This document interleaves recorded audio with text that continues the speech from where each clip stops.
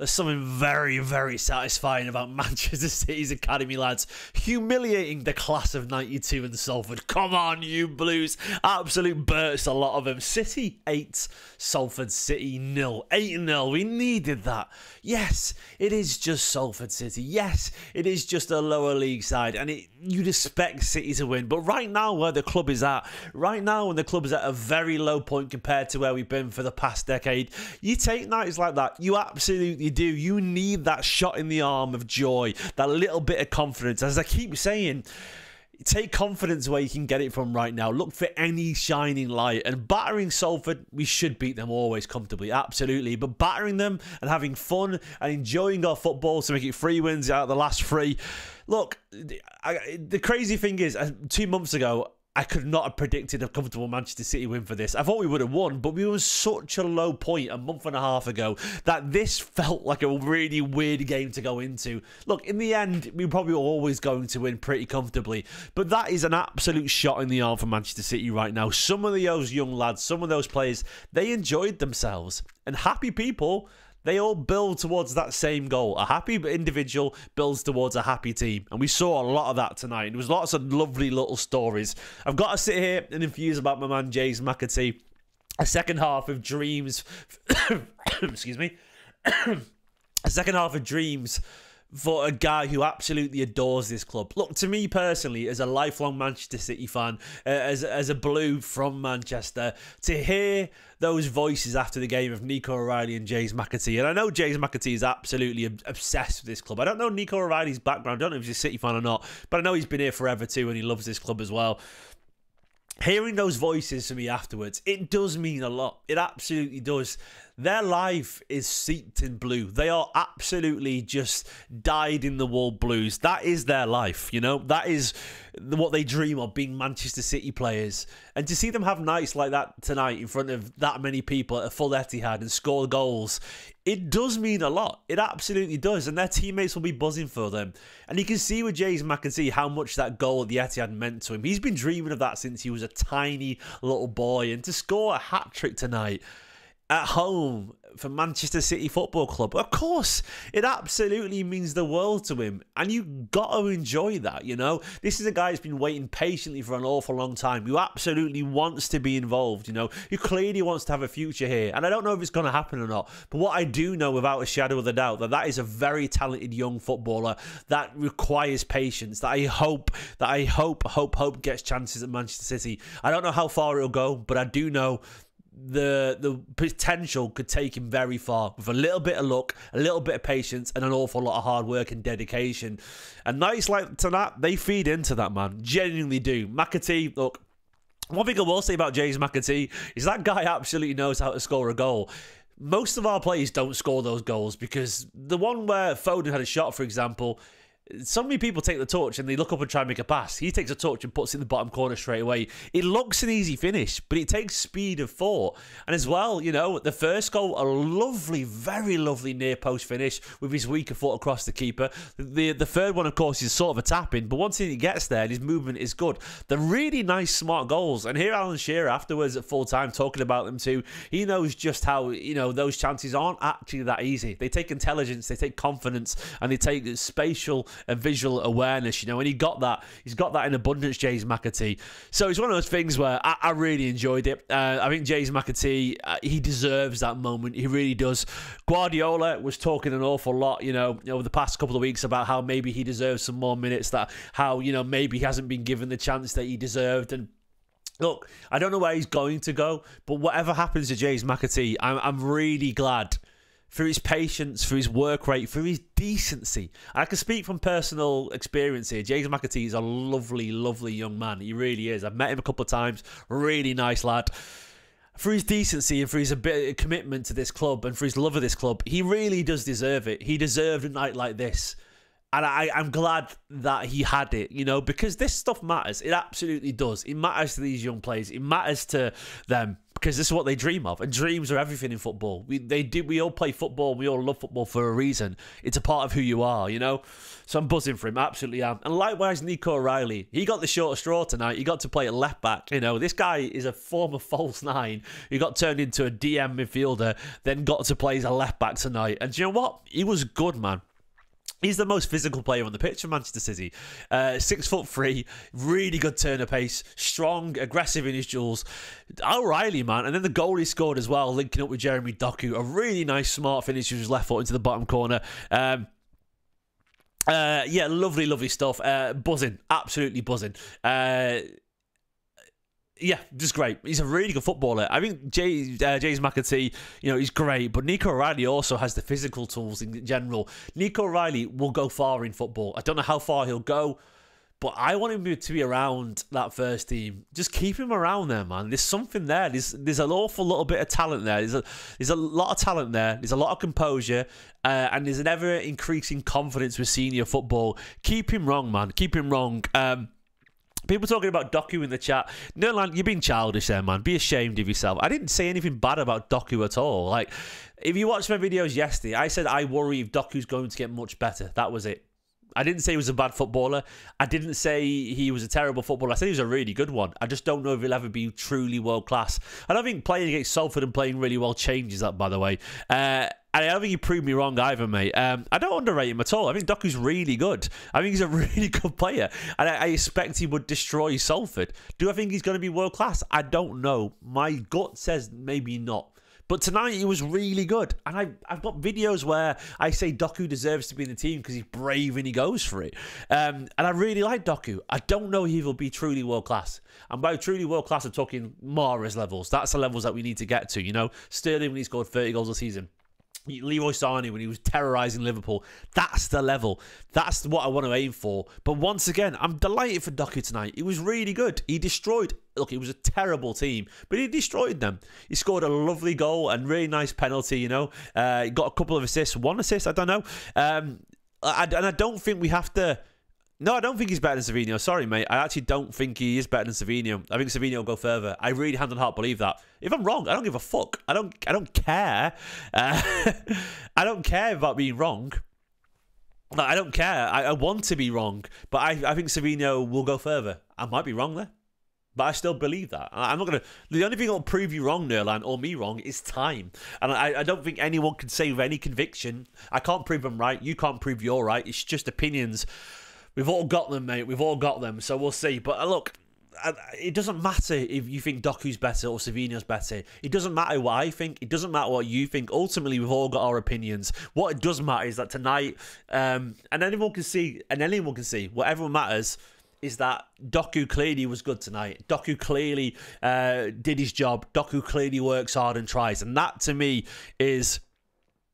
all that matters. And I thought he was really good. He was really good. And I don't want to sit here and debate who's best. I feel that one might be better than the other, but it's one of those things. I'm not No, I'm not. I'm very honest. I'm very honest with my opinions on players, but I don't think I'm right. I don't know. Look, I trust my gut, but I don't know I'm right. I don't. Like, anyone who knows they're right is wrong, because you can't predict the future. So that's what I will say. Like, we all have opinions, but it doesn't matter what I think, because I might be wrong, and ultimately we're just football fans. But Doku tonight I thought was really good. He destroyed them. He was far too good for them, as you'd expect him to be. Salford, look, he's a top quality winger. He was always going to be far too good. Far too good for Salford, and he did his job. He did his job, and I really enjoyed it. And he was good tonight. Like, Doku is the kind of player with his skills. Like, you're not going to be able to stop him. If you're a league, whatever they are, League 2 fullback, because they're just not good enough, man. They're just not good enough, you know. He's a nightmare for anyone who doesn't have understand the pace of how he plays.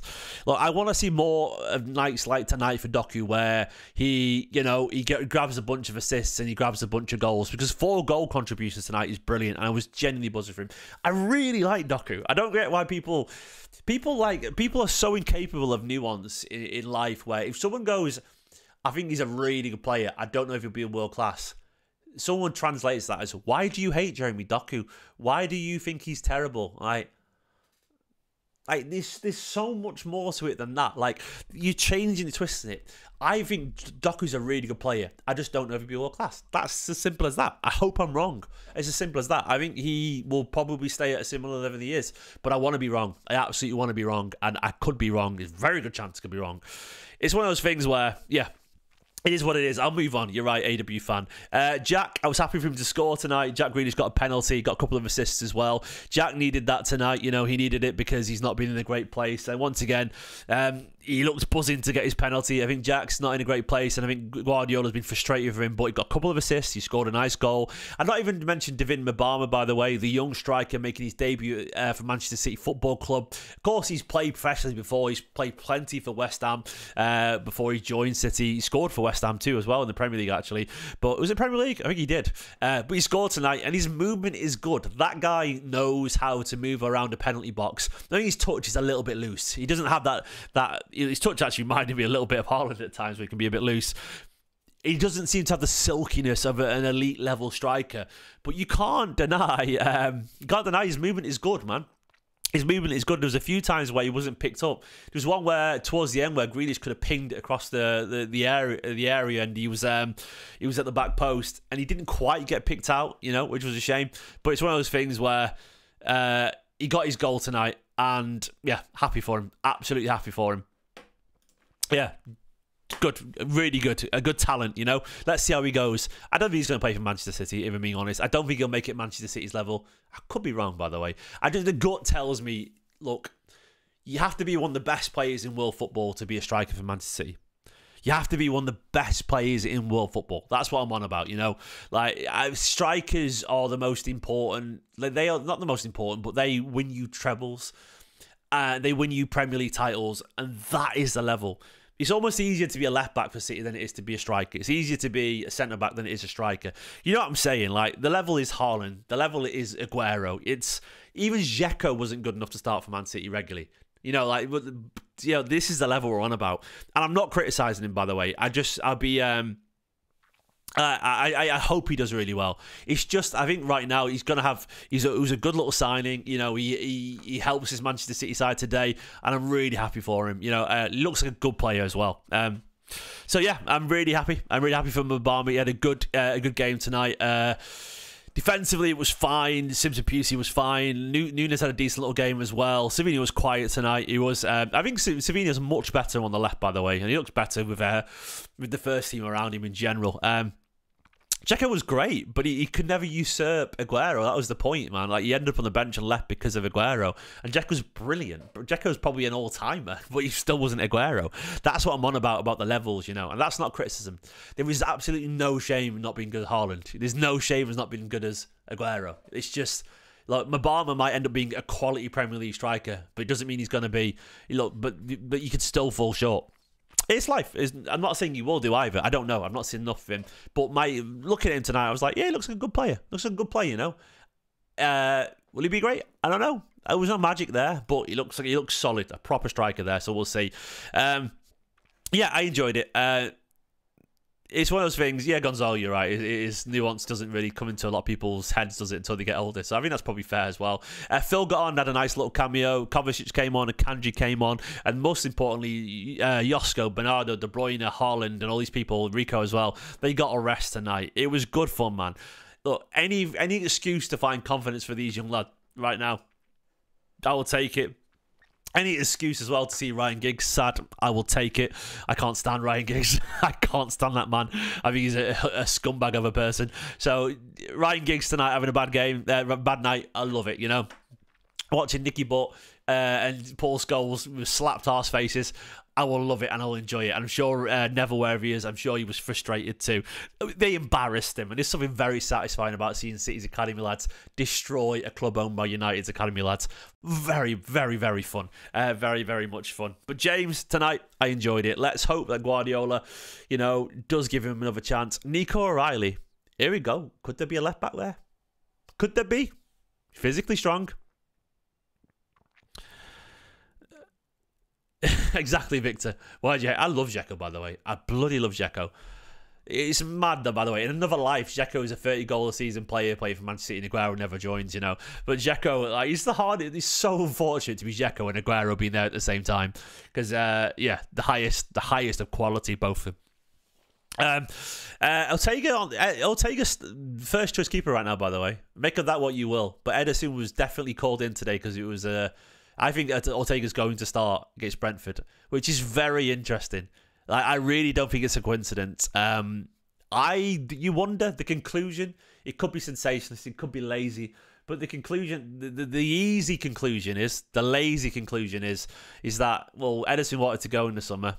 I do wonder if Guardiola's thinking, you know, we're done here. We're done here. We'll move on because time is up. I don't know. It could be wrong, but I don't know if Ederson is a good number 2 in terms of mentally. I think he wants to be number 1 always. So, we'll see how it goes. But that was fun, you know. It was fun. O'Reilly, keep him around the first team, man.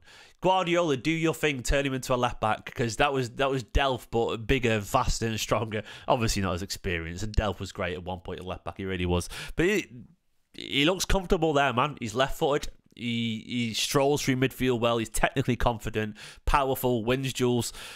Let's see how he goes, man. How good was Nunez? Yeah, Nunez was good there. But it's hard, isn't it, Guy? Because I would expect Nunez to destroy Salford. I would expect any of City's first team players to destroy Salford. So, you know how I feel about Nunez, and I don't think my view's ever going to change about Nunez. I think he's a really good player. Is he going to be a great one? I don't think so.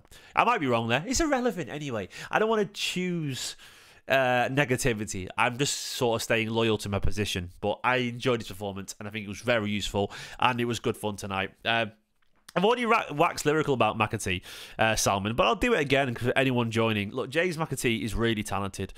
The one thing James McAtee has, which I know he does, he has goals in his game, and we don't have enough of that in football. I've seen McAtee score 20, 30 goals for academy sides and score loads while being brilliant and scoring wonder goals. That guy has an eye for goal, and there's too many of our first-team players that just don't. He's got to do more. The first half he was quiet. He didn't get much of the ball. I don't think he did lots on the ball in the second half either. But his positional sense, his eye for goal, he's second to none, man. Not second to none. He's second to a lot. But it was really good tonight, James.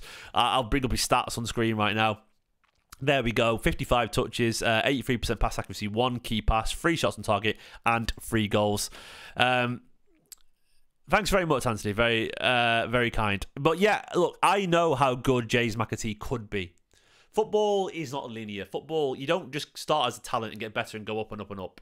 You can start that, go down a little bit, and even if you have the ability to get here, you might never get near it just because football and life is very, very complicated.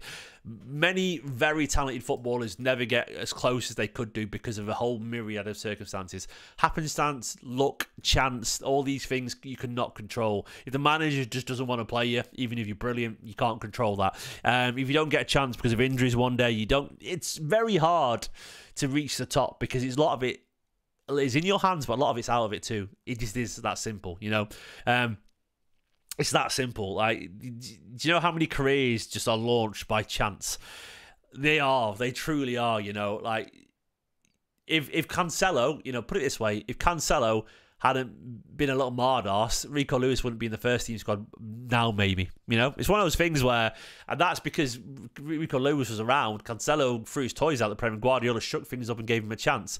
And Rico Lewis is now an England international. You know, he's played for England and he's around the first team because of chance. Because one superstar decided to have a bad mental spell or whatever. You know, this is how football is that fickle. If United hadn't had multiple players injured, Rashford would never have got his chance and destroyed City and Demichelis that day. And Rashford got a chance because of injuries, and it's just seizing the moment. You know, so many people have to seize the moment and get lucky. McAtee is a quality player, but he's not the most aggressive, I would argue. McAtee, like, he's not arrogant, and that makes him a wonderful person, but I don't think he's naturally self-motivating. As Anthony said, maybe he lacks confidence. Maybe he needs to be told to believe a little bit. Maybe he needs a bit of healthy arrogance. Maybe he needs to feel like he belongs. That's very normal for young lads, especially when they've probably been told so many times that they don't belong. You only got to log on the internet to be told you're not good enough by a random stranger, and you've only got to read it a few times before it starts to affect your confidence. I've been through that personally.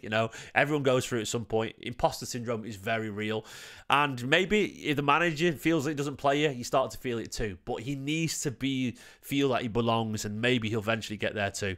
Guys, I'm not going to do the longest video. I'm going to leave it there because I want to spend some time with my wife. It's 8 o'clock. It's actually quite early for once. The son's asleep, so I'm going to leave it there. I enjoyed tonight. We needed tonight. It won't change our season, but it'll make some players happier. And when you've got a small squad, if 3 or 4 walk off that pitch today much more confident than they left it, you've got another step towards a very confident Manchester City side. And we're seeing these little baby steps right now.